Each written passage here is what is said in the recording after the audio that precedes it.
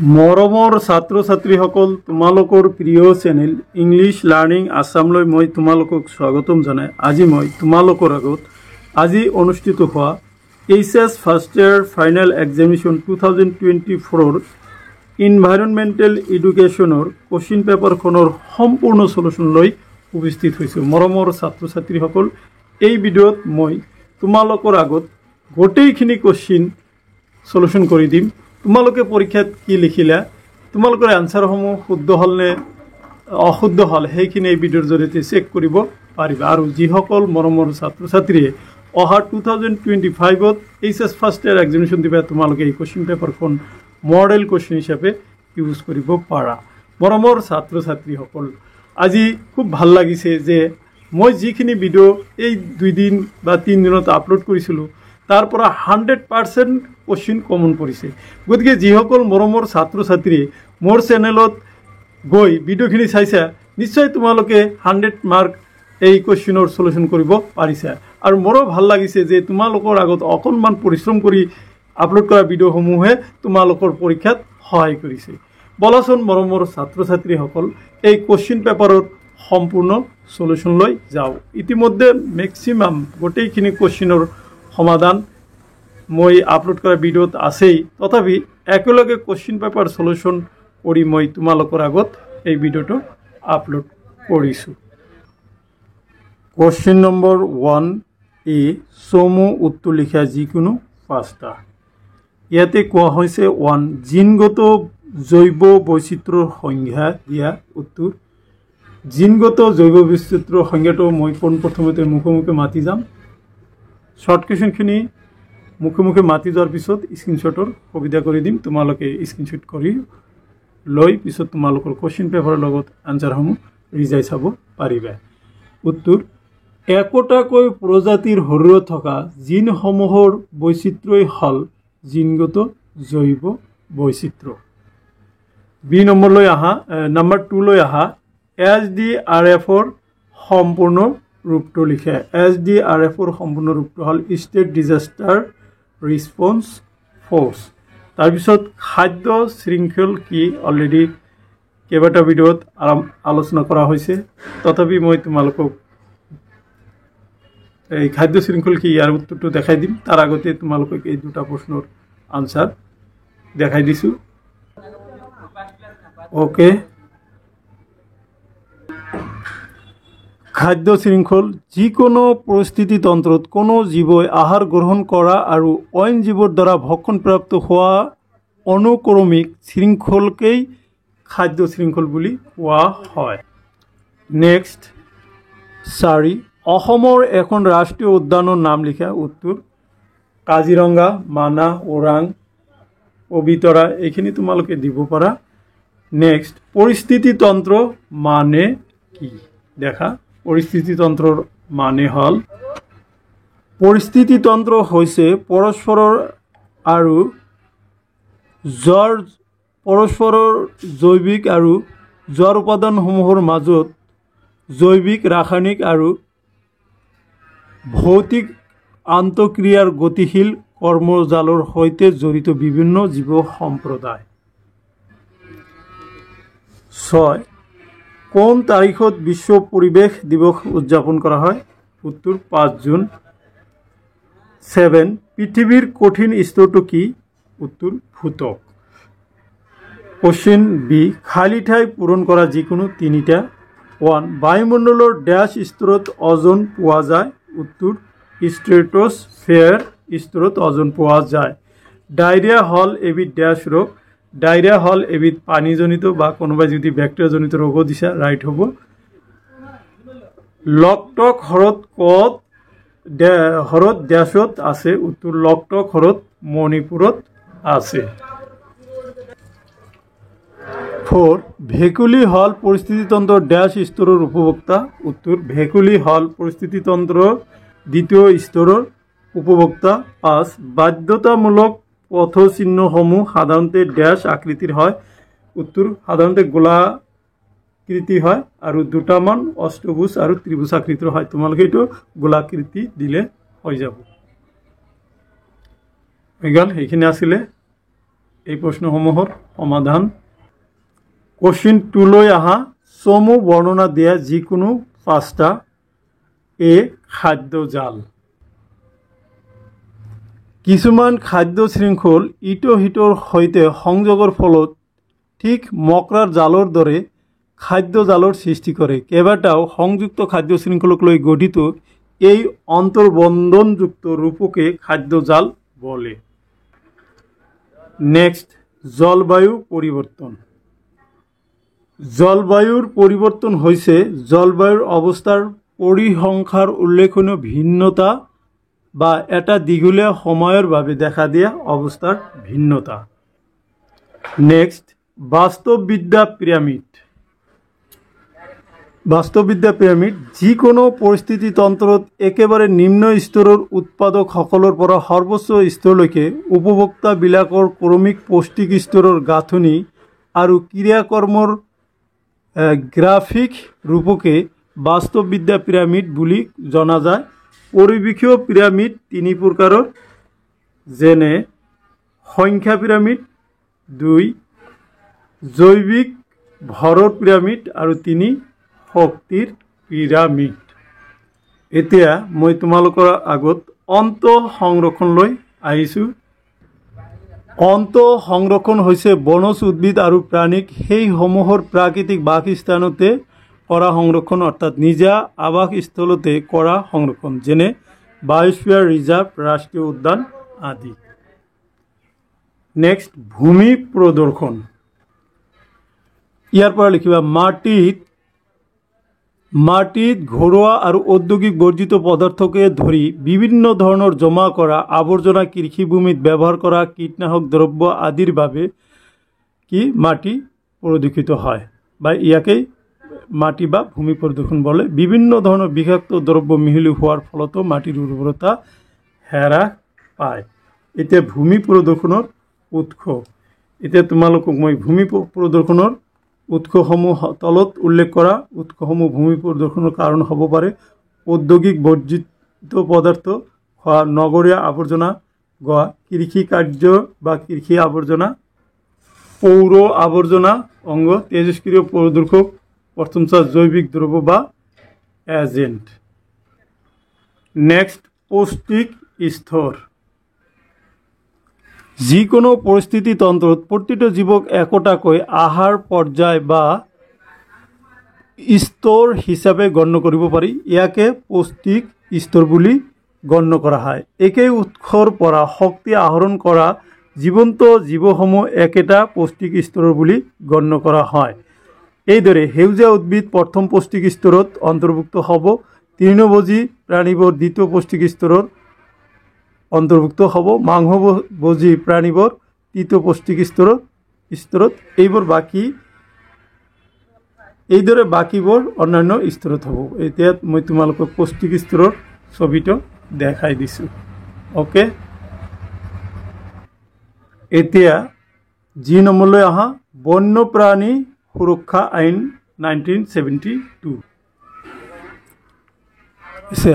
বন্যপ্ৰাণী সুৰক্ষা আইনে জীৱ জন্তুৰ চিকাৰত বাধা দিয়া আৰু নিষিদ্ধ কৰাৰ লগতে কিছুমান বিশেষ উদ্ভিদক সুৰক্ষা দিয়ে অভয়াৰণ্য আৰু ৰাষ্ট্ৰীয় উদ্যানৰ স্থাপন আৰু পৰিচালনা কেন্দ্ৰীয় চিৰিয়াখানা প্ৰাধিকৰণৰ স্থাপন চিৰিয়াখানাৰ নিয়ন্ত্ৰণ আৰু আবদ্ধ প্ৰজনন এই আইনৰ অন্তৰ্গত বন্য প্ৰাণীৰ প্ৰাণীজাত সামগ্ৰী আৰু সজ্জিত সামগ্ৰী আদিৰ ব্যৱসায় আৰু বাণিজ্যকো এই আইনে নিয়ন্ত্ৰণ কৰে সো এইখিনি আছিলে বন্যপ্ৰাণী সুৰক্ষা আইন 1972 এতিয়া 23 নম্বৰ অসমৰ জৈৱ বৈচিত্ৰ্য ভাৰতৰ ভিতৰত উল্লেখনীয় এটি জৈৱ বৈচিত্ৰ্য অসমৰ জৈৱ বৈচিত্ৰ্য সংৰক্ষিত দুটা বনাঞ্চল হ'ল ডিব্ৰু চৈখোৱা আৰু মানা এই জৈৱ বৈচিত্ৰ্য ভাৰতৰ অন্যান্য ক্ষেত্ৰত পৃথিৱীৰ ভিতৰতে উল্লেখযোগ্য এটি জৈৱ বৈচিত্ৰ্য গতিকে তোমালোকে আৰু অকণমান অসমৰ জৈৱ বৈচিত্ৰ্যৰ বিষয়ে এনেকৈ লিখিলে 2 নম্বৰ পাই যাবা এতিয়া প্ৰশ্ন 3 লৈ আহিছোঁ 3 প্ৰশ্নত কোৱা হৈছে সংজ্ঞা দিয়া আৰু পাৰ্থক্য লিখা যিকোনো 4টা 1 + 2 * 3 = 12 ওকে প্ৰথমতে দেখা গোটেইকেইটা তোমালোকৰ পাৰ্থক্য মই আলোচনা কৰাৰ পৰা আহিছে উপভোক্তা আৰু বিয়োজক যিকোনো তোমাক চাৰিটাহে লিখিব কৈছে যিবোৰ উদ্ভিদে নিজৰ খাদ্য নিজে তৈয়াৰ কৰি ল'ব পাৰে সেইবোৰক স্বপোষী উদ্ভিদ বা জীৱ বলে স্বপোষী উদ্ভিদক উৎপাদক বলে আনহাতে যিবোৰ নিজৰ আহাৰ নিজে তৈয়াৰ কৰিব নোৱাৰে আৰু ইহঁতে আহাৰ উৎপাদকসকলৰ পৰা সংগ্ৰহ কৰে তাক উপভোক্তা বলে এতিয়া পাৰ্থক্যলৈ আহা উৎপাদকে নিজৰ আহাৰ নিজে তৈয়াৰ কৰি ল'ব বা কৰিব পাৰে কিন্তু উপভোক্তাই আহাৰৰ বাবে উৎপাদকৰ ওপৰত প্ৰত্যক্ষ বা পৰোক্ষভাৱে নিৰ্ভৰশীল নেক্সট খাদ্য শৃংখল আৰু খাদ্য জাল ইতিমধ্যে মই খাদ্য শৃংখল কাক বোলে খাদ্য জাল কাক বোলে তোমালোকক কৈছোঁ সেই দুটা একলগ কৰি পাৰ্থক্যটো দিলে হৈ যাব এতিয়া মই সেইটো আৰু বাৰে বাৰে ৰিপিট নকৰোঁ যিহেতু ভিডিঅ'টো এনেও দীঘল হ'ব নেক্সট প্ৰদূষক আৰু প্ৰদূষণ প্ৰদূষক যিবোৰ পদাৰ্থই পৰিৱেশ প্ৰদূষিত কৰে তাক প্ৰদূষক বোলে প্ৰদূষণ মানুহৰ কাৰ্যকলাপৰ দ্বাৰা আমাৰ পৰিৱেশত যিবোৰ অবাঞ্ছিত পৰিৱৰ্তন ঘটে তাক প্ৰদূষণ বলে এতিয়া পাৰ্থক্যলৈ আহা পাৰ্থক্যটো হ'ল প্ৰদূষক হ'ল কিছুমান পদাৰ্থ যি অবাঞ্ছিত আৰু ক্ষতিকাৰক আনহাতে প্ৰদূষণ হৈছে পৰিৱেশৰ ক্ষতিকাৰক অৱস্থা নেক্সট বায়ুমণ্ডল আৰু জীৱমণ্ডল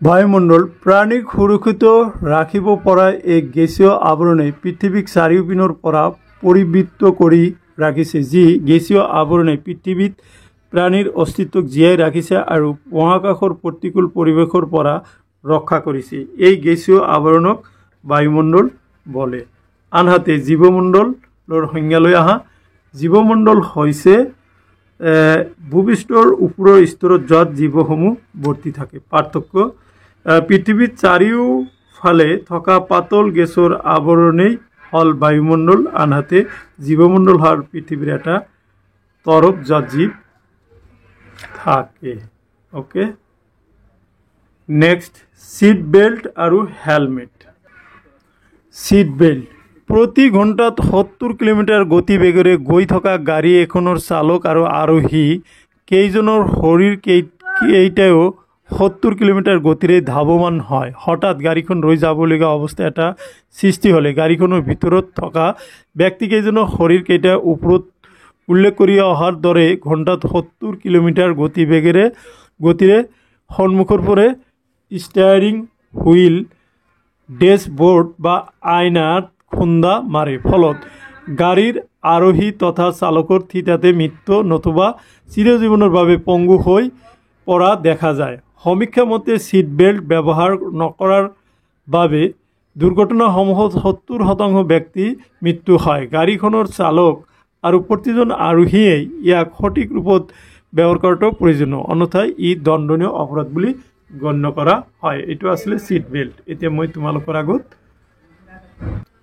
হেলমেট বা শিৰস্ত্ৰাণৰ বিষয়ে আলোচনা কৰিম যান বাহন আইন 1988 129 ধাৰা মতে দুচকীয়া যান বাহনৰ চালকে আৰু আৰোহীয়ে হেলমেট পৰিধান কৰাটো বাধ্যতামূলক চলাওঁতাজনক আৰু লগত থকা আৰোহীক হেলমেটে 40% মৃত্যুৰ পৰা আৰু 70% শিৰৰ গুৰুতৰ আঘাতৰ পৰা সুৰক্ষা প্ৰদান কৰে বিধিমতে হেলমেটসমূহ ব্যুৰো অফ ইণ্ডিয়ান ষ্টেণ্ডাৰ্ডৰ দ্বাৰা নিৰূপিত মানসম্পন্ন হোৱা জৰুৰী দুচকীয়া বাহনৰ পিছপিনে উঠি যোৱা ব্যক্তিজনেও হেলমেট পিন্ধাটো বাধ্যতামূলক অন্যথা ই দণ্ডনীয় অপৰাধ এটা কথা তোমালোকে পাৰ্থক্যটো লিখিবা সিট বেল্ট শৰীৰত লগোৱা হয় কিন্তু হেলমেট মূৰত পৰিধান কৰা হয় নেক্সট পথ ৰেখাংকন আৰু জেব্ৰা ক্ৰছিং পথ ৰেখাংকন হ'ল ৰাস্তাত থকা কিছুমান বাতৰিৰ নীতি নিৰ্দেশনা বহন কৰে তাৰ মানে কি পথ ৰেখাংকনে কি ৰাস্তাত থকা কিছুমান বাতৰি বা নীতি নিৰ্দেশনা বহন কৰে। জেব্ৰা ক্ৰচিং পথচাৰী পাৰ হ'বলৈ ৰাস্তাৰ জেব্ৰাৰ পিঠিখনৰ নিচিনা কলা বগা ৰেখাংকন থাকে, এইবোৰক জেব্ৰা ক্ৰচিং বলে। পাৰ্থক্য পথ ৰেখাংকনৰ 7 প্ৰকাৰৰ আৰু জেব্ৰা ক্ৰচিং 5 প্ৰকাৰৰ। এতিয়া 3 নম্বৰৰ জি নম্বৰলৈ আহা, প্ৰাকৃতিক দুৰ্যোগ আৰু মানৱ সৃষ্ট দুৰ্যোগ। প্ৰাকৃতিক দুৰ্যোগ প্ৰকৃতিৰ বুকুত অহৰহ ঘটি থকা বিভিন্ন পৰিঘটনা আৰু কাৰকৰ বাবে হঠাতে সৃষ্টি হোৱা যিবোৰ দুৰ্যোগে জীৱন আৰু সম্পত্তিৰ বহুল পৰিমাণে ধ্বংসৰ সৃষ্টি কৰি জনজীৱনলৈ বিপৰ্যয় কঢ়িয়াই আনে তাকে প্ৰাকৃতিক দুৰ্যোগ বুলিব পাৰি। ভূমিকম্প, বানপানী, ঘূৰ্ণীবতাহ, ভূমিস্খলন, আগ্নেয়গিৰিৰ উদগীৰণ, খৰাং বা অনাবৃষ্টি, অতিবৃষ্টি, বনজুই, শিলাবৃষ্টি, হিমস্খলন, ছুনামি আদিয়ে হ'ল প্ৰধান প্ৰাকৃতিক দুৰ্যোগ। প্ৰাকৃতিক দুৰ্যোগে যুগে যুগে মানুহ আৰু অন্যান্য জীৱকুলক আক্ৰান্ত কৰি আহিছে। আনহাতে মানৱ সৃষ্ট দুৰ্যোগ উদ্যোগ দুৰ্ঘটনা, বিমান আৰু ৰেল দুৰ্ঘটনা, সন্ত্ৰাসবাদী আক্ৰমণ, সাম্প্ৰদায়িক সংঘৰ্ষ, মহামাৰী, অগ্নিকাণ্ড আদিয়ে হ'ল প্ৰধান মানৱ সৃষ্ট দুৰ্যোগ। ভূপালৰ ইউনিয়ন কাৰ্বাইড নামৰ উদ্যোগটোত হোৱা দুৰ্ঘটনা, চাৰ্ণবিল পাৰমাণৱিক ৰিয়েক্টৰৰ দুৰ্ঘটনা, নিউয়ৰ্ক, লণ্ডন, পেৰিছ আৰু ভাৰতবৰ্ষত বোম্বাই, দিল্লী আৰু গুৱাহাটীকে ধৰি কেইবাখনো চহৰতে ঘটা বৃহৎ সন্ত্ৰাসবাদী আক্ৰমণ আদিয়ে মানৱ সৃষ্ট দুৰ্যোগৰ ভয়াৱহ ছবি প্ৰকট কৰি তুলিছে। পাৰ্থক্যটো তোমালোকে দিবা যে মানৱ সৃষ্ট দুৰ্যোগ মানুহে সৃষ্টি কৰে আৰু প্ৰাকৃতিক দুৰ্যোগসমূহ প্ৰকৃতিৰ দ্বাৰা সৃষ্টি হয়। এই মানৱ সৃষ্ট দুৰ্যোগক আমি কণ্ট্ৰল কৰিব পাৰোঁ, নিয়ন্ত্ৰণ কৰিব পাৰোঁ, কিন্তু প্ৰাকৃতিক দুৰ্যোগক আমি নিয়ন্ত্ৰণ কৰিব নোৱাৰোঁ। এতিয়া প্ৰশ্ন 4লৈ আহা, তলৰ প্ৰশ্নকেইটাৰ উত্তৰ দিয়া যিকোনো দুটা। ইয়াতে যিকেইটা প্ৰশ্ন দিছে গোটেইকেইটা মই আলোচনাৰ পৰা কমন পৰিছে, নিশ্চয় তোমালোকে পাৰিছা। অজন স্তৰৰ অৱক্ষয়ৰ বিভিন্ন কাৰকসমূহৰ বৰ্ণনা কৰা। ইতিমধ্যে এইটো মই ৰাতিপুৱা ভাগত তোমালোকৰ আগত ভিডিঅ' এটা কৰি আপলোড কৰিছিলোঁ। অজন স্তৰ ক্ষয়প্ৰাপ্ত হোৱাৰ প্ৰধান কাৰণটো হৈছে বায়ুমণ্ডলৰ ষ্ট্ৰেটোস্ফিয়াৰত মানৱসৃষ্ট প্ৰদূষণৰ গাঢ়তা বৃদ্ধি। ইয়াৰ মাজৰ এটা প্ৰধান গোট হৈছে 1930 চনত আৱিষ্কাৰ হোৱা ক্ল'ৰ'ফ্ল'ৰ কাৰ্বন বা CFC। এই পদাৰ্থবিধ অবিষাক্ত, সুস্থিৰ, নিষ্ক্ৰিয়, সস্তীয়া আৰু কাৰ্যকৰী আৰু ব্যৱহাৰৰ বাবে সুবিধাজনক হোৱাৰ বাবে বিভিন্ন কাম আৰু উৎপাদন প্ৰক্ৰিয়াত ব্যৱহাৰ কৰা হয়। যোৱা শতিকাৰ 50ৰ দশকত এৰ'ছল, প্ৰপেলেণ্ট, ৰেফ্ৰিজাৰেটৰত, তাৰপিছত প্লাষ্টিক ফৰ্ম, ফাষ্টফুড পেকেজিং, কাপোৰ ধোৱা, অস্ত্ৰোপচাৰৰ ব্যৱহাৰ হোৱা সঁজুলি, বীজাণুমুক্তকৈ পৰিষ্কাৰ কৰা, ঔষধ পাতিৰ প্ৰস্তুতকৰণ, ইলেক্ট্ৰনিক সামগ্ৰী পৰিষ্কাৰ কৰা, ৰং আৰু বাৰ্ণিছ উদ্যোগত আদিত ব্যাপক হাৰত CFC ব্যৱহাৰ কৰা হয়। ৰাসায়নিকভাৱে নিষ্ক্ৰিয় হোৱাৰ বাবে এই গেছবিধ বায়ুমণ্ডলত 50 বছৰতকৈ অধিক কাল থাকিব পাৰে। বায়ুমণ্ডলত CFC গেছ অতি লাহে লাহে মুক্ত হয় আৰু যিহেতু এই গেছবিধৰ কোনো আধাৰ পাত্ৰ নাই, সেয়ে CFC দীৰ্ঘদিনৰ বাবে বৰ্তি থাকিব পাৰে। প্ৰায় 30 বছৰৰ পিছত ষ্ট্ৰেটোস্ফিয়াৰত CFCৰ বিয়োজন ঘটে আৰু মুক্ত ক্লৰিন গেছ উৎপন্ন হয়। এই প্ৰক্ৰিয়াটোৰ পৰা ক্লৰিন গেছক আঁতৰ নকৰা পৰ্যন্ত ক্লৰিনৰ অণুসমূহে অজন ধ্বংস কৰাত জড়িত হৈ থাকে। অনুঘটকৰ দৰে আচৰণ কৰি প্ৰত্যেকটো CFC অণুৱে প্ৰায় 1 লাখ অজন অণু ধ্বংস কৰে। তোমালোকে আৰু অলপ বঢ়াই দিব পাৰা। বায়ু প্ৰদূষণৰ বিভিন্ন কাৰণসমূহ বৰ্ণনা কৰা। বায়ু প্ৰদূষণৰ কাৰণসমূহ হ'ল, বায়ু প্ৰদূষণৰ কাৰণৰ উৎস 2 প্ৰকাৰৰ, প্ৰাকৃতিক উৎস আৰু মানুহে সৃষ্টি কৰা উৎস। প্ৰাকৃতিক উৎসসমূহ হ'ল আগ্নেয়গিৰিৰ উদগীৰণ, বনজুই, জৈৱিক আৰু অজৈৱিক দ্ৰব্যৰ স্বাভাৱিক আৰু গেলি পচি যোৱা কাৰ্য, তাৰপিছত 5 নম্বৰলৈ আহা ফুলৰ ৰেণু ভেঁকুৰৰ স্পৰ তেজস্ক্ৰিয় পদাৰ্থ। বি মানুহে সৃষ্টি কৰা উৎসসমূহ হ'ল বনাঞ্চল ধ্বংস, যান বাহনৰ পৰা ধোঁৱা নিৰ্গত, ক্ষিপ্ৰ উদ্যোগীকৰণ, 4 জীৱাশ্ম ইন্ধনৰ দহন, 5 আধুনিক কৃষিকাৰ্য। চ' মাই ডিয়াৰ ষ্টুডেণ্টছ, এইখিনি তোমালোকে অকণমান প্ৰতিটোৰ বিষয়ে অকণমান বঢ়াই লিখি দিলে তোমালোকে ফুল নম্বৰ পাই যাবা। চি গোলকীয় উষ্ণায়ন বুলিলে কি বুজা? ইয়াৰ দুটা প্ৰতিফলন উল্লেখ কৰা। গোলকীয় উষ্ণায়ন মানুহৰ দ্বাৰা জীৱাশ্ম ইন্ধনৰ দহনৰ ফলত উৎপন্ন হোৱা সেউজ গৃহ গেছসমূহে এখন আৱৰণী সৃষ্টি কৰি উষ্ণতা বৃদ্ধি কৰা পৰিঘটনাটোকে গোলকীয় উষ্ণতা বা উষ্ণতা বৃদ্ধি বুলি কোৱা হয়। গোলকীয় উষ্ণায়নৰ প্ৰতিফলন এ ভূপৃষ্ঠৰ গড় উষ্ণতা 15 ডিগ্ৰী সেন্টিগ্ৰেড উষ্ণ হৈ থাকে। এই উষ্ণতা জীৱজগতৰ বাবে অনুকূল। বি জলবায়ুৰ পৰিৱৰ্তন হ'ব।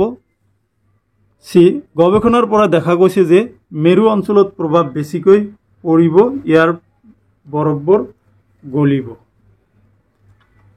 নেক্সট ডি দুৰ্যোগ ব্যৱস্থাপনাত ছাত্ৰ ছাত্ৰীৰ ভূমিকা লিখা। দুৰ্যোগ ব্যৱস্থাপনাত ছাত্ৰ ছাত্ৰীৰ ভূমিকা। ছাত্ৰ ছাত্ৰীসকল সমাজৰ অবিচ্ছেদ্য আৰু অতি সংবেদনশীল অংগ। আজিৰ ছাত্ৰ ছাত্ৰী কাইলৈ দেশৰ নাগৰিক। সেয়ে দুৰ্যোগ ব্যৱস্থাপনাত ছাত্ৰ ছাত্ৰীয়েও বিশেষ ভূমিকা ল'ব পাৰে। 1 স্কুল কলেজত বা অন্যান্য সামাজিক অনুষ্ঠানত দুৰ্যোগ ব্যৱস্থাপনাৰ বাবে যিবোৰ দিহা পৰামৰ্শ দিয়া হয় সেইবোৰ ঘৰৰ জ্যেষ্ঠজনৰ লগত আলোচনা কৰিব লাগে আৰু সাৱধানতাসমূহ নিজে আগভাগ লৈ পালন কৰিব লাগে। লগতে দুৰ্যোগৰ সৈতে মোকাবিলা কৰিবলৈ প্ৰস্তুত হৈ থাকিব লাগে। 2 প্ৰাকৃতিক দুৰ্যোগসমূহৰ ভিতৰত আটাইতকৈ ভয়াৱহ হ'ল ভূমিকম্প, কাৰণ ইয়াৰ আগজাননী পোৱা অতি দূৰ আৰু অতি ক্ষীপ্ৰ গতিত মুহূৰ্তৰ ভিতৰত ঘটিব পাৰে। ভূমিকম্পৰ সময়ত আতংকগ্ৰস্ত হ'ব নালাগে আৰু বিশেষকৈ দিয়া পৰামৰ্শসমূহ মানি চলিব লাগে। 3 ভূমিকম্প হ'লে দুৱাৰৰ চৌকাঠ, ঘৰৰ চুক, মজবুত টেবুল বা বিচনাৰ তলত বা মুকলি ঠাইত আশ্ৰয় ল'ব লাগে। 4 কেতিয়াও বিজুলীৰ তাঁৰৰ তলত, ওখ গছৰ তল, পানীৰ টেংকি, আইনা লগোৱা খিৰিকী বা বাকচ, পাকঘৰ, গা ধোৱা ঘৰত আশ্ৰয় ল'ব নালাগে। 5 শোৱা বহা বা পঢ়া কোঠাত সহজে বাগৰি পৰা বয় বস্তু, আলমাৰি, ৰেক আদি মজবুতকৈ ৰখা ব্যৱস্থা কৰিব লাগে। 6 সহজতে ঢুকি পোৱা অৱস্থাত ঘৰৰ মূল প্ৰৱেশদ্বাৰৰ ওচৰত এটা বেগত পানী, খোৱা বস্তু, প্ৰাথমিক সাহায্য, এটা হুইচল, টৰ্চ লাইট আদি ৰাখি থ'ব লাগে যাতে জৰুৰীভাৱে ব্যৱহাৰ কৰিব পাৰি। 7 অগ্নি নিৰ্বাপক বাহিনী, জিলা প্ৰশাসন, অসামৰিক প্ৰতিৰক্ষা আদিৰ ফোন নম্বৰবোৰ হাতৰ ওচৰত বা মোবাইল ফোনত সংৰক্ষিত কৰি থ'ব লাগে। আজিকালি ডাইল 100কে ধৰি তেনেধৰণৰ নম্বৰ প্ৰশাসনৰ ফালৰ পৰা দিয়া হয়। 8 বানপানী হোৱা অঞ্চলত সতৰ্কতামূলক ব্যৱস্থাসমূহ যেনে খাদ্যবস্তু, প্ৰাথমিক চিকিৎসা, টৰ্চ, খোৱা পানী আদি মজুত কৰি থ'ব লাগে। কলগছৰ ভূৰ আদি আগৰ পৰাই সাজু কৰি থ'ব লাগে। 10 ৰেডিঅ', দূৰদৰ্শন আদি নিয়াৰাকৈ শুনি থাকিলে বানপানী, ধুমুহা, শিলাবৃষ্টি, চুনামি আদিৰ আগতীয়া খবৰ পাব পাৰি। 10 এই ক্ষেত্ৰত স্থানীয় প্ৰশাসনে জাৰি কৰা নিষেধাজ্ঞাসমূহ মানি চলিব লাগে। লাষ্ট কুৱেশ্যন লৈ আহা। ভাৰতৰ উত্তৰ পূৰ্বাঞ্চলৰ বনাঞ্চল ধ্বংসৰ প্ৰধান কাৰণবোৰ লিখা।